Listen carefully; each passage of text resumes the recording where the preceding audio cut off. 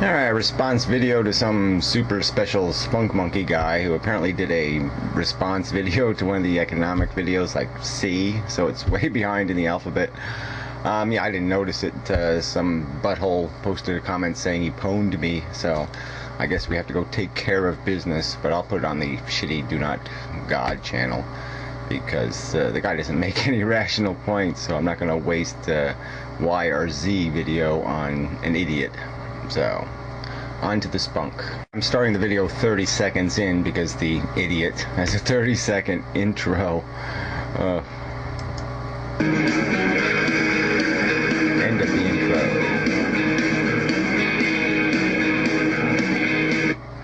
You know, yesterday I got a request to do a response to one of Inmendham's videos. It's not the first time, actually. I get a lot of requests to do a response to his videos.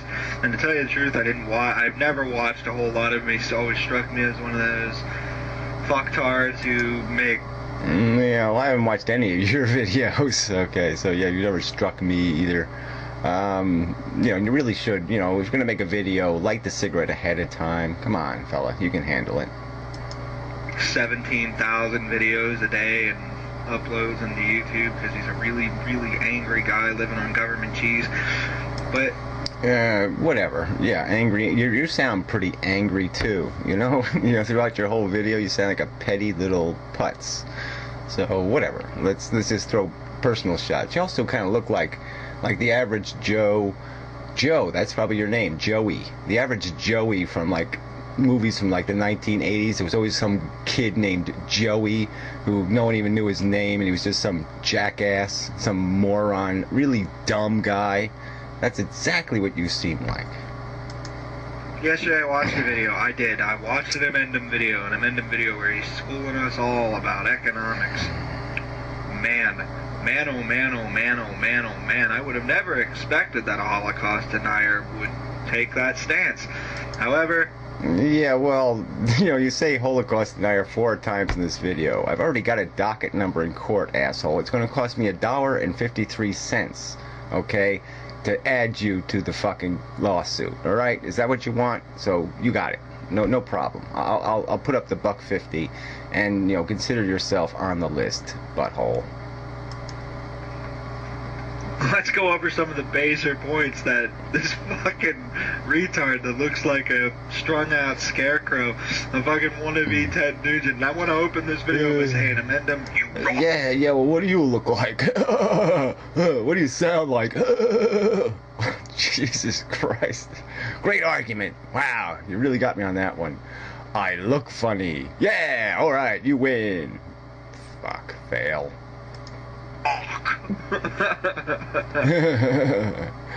Okay.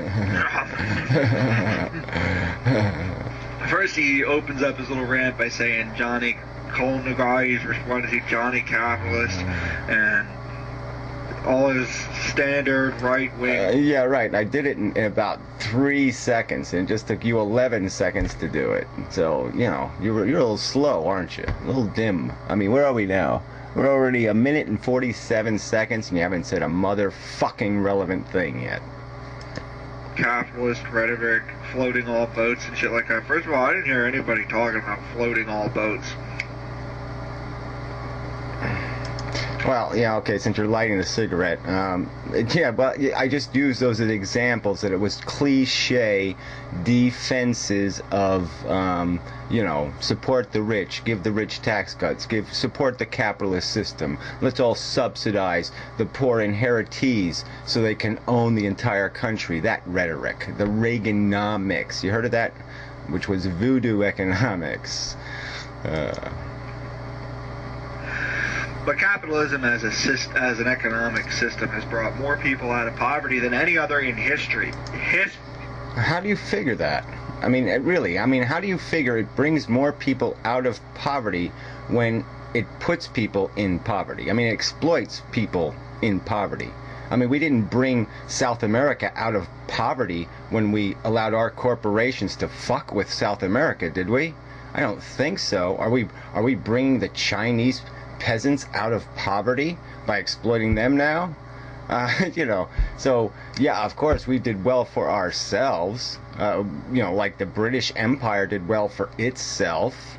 The Roman Empire did well for itself. The Egyptian Empire did well for itself. But to make the argument that it lifted the poor out of poverty is pretty ludicrous, especially when you look at the fucking world we live in, asshole. History, man, history. Free market, open source capitalism. Not corporatism. None of that was... Open source capitalism? What the fuck does that mean? Not corporatism? Okay, fine. I'm against corporations too, so you're against bankruptcy. That was one of the major themes in my video, was that corporations shouldn't be unaccountable for their liabilities. So apparently we agree that fucks the free market. And maybe we could agree that inheritance sort of fucks the free market also, because isn't that just a terrible cheat? Why don't you bring that up in this fucking video? Why don't you defend inheritance, birthright, the noble system? Banning. Alright, then he goes on to say, so all this, he says in his video, and this is great, this is priceless actually, he says that taxation, if we lessen taxation, it won't increase revenue. What? So you're saying that if we don't lessen the amount of time the government spends with their hands in our pockets, that people wouldn't have more money? That's a weird theory. Yeah, well, it's you know, see, the only way lowering taxes works is if you don't borrow the money to replace the revenues, asshole. The point is that lowering taxes is a short-term stimulus.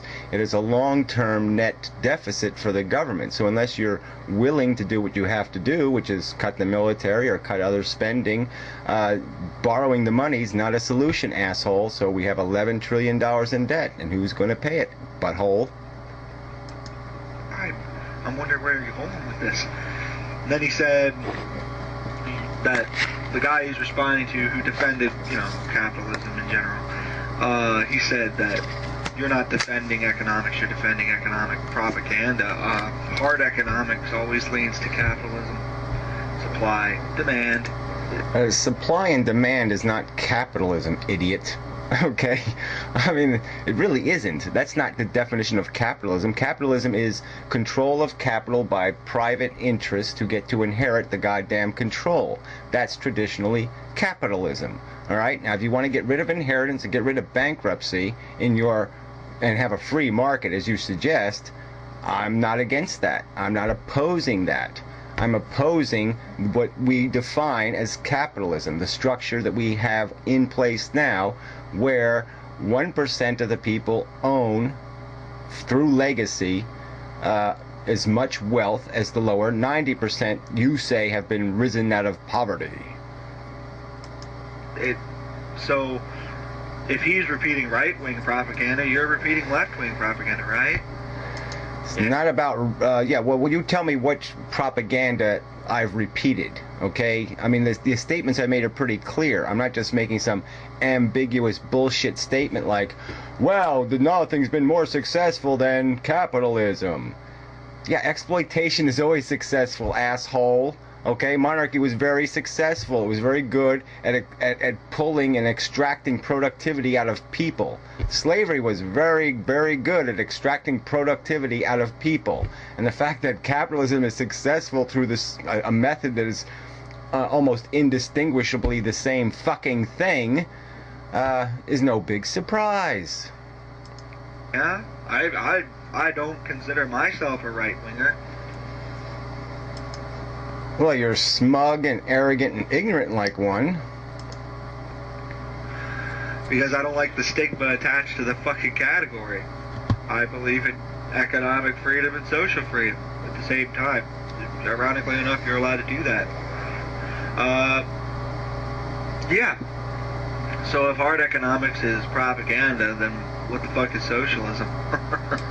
Why don't you deal with the real issue, with the Federal Reserve, fractional reserve banking, how money is injected into the economy, how we have an $11 trillion deficit? Why don't you deal with some reality of the real world we live in instead of your bullshit? And then he goes on to say, they're exploiting a worker at $8 an hour. He's working as a slave. $8 an hour is slavery?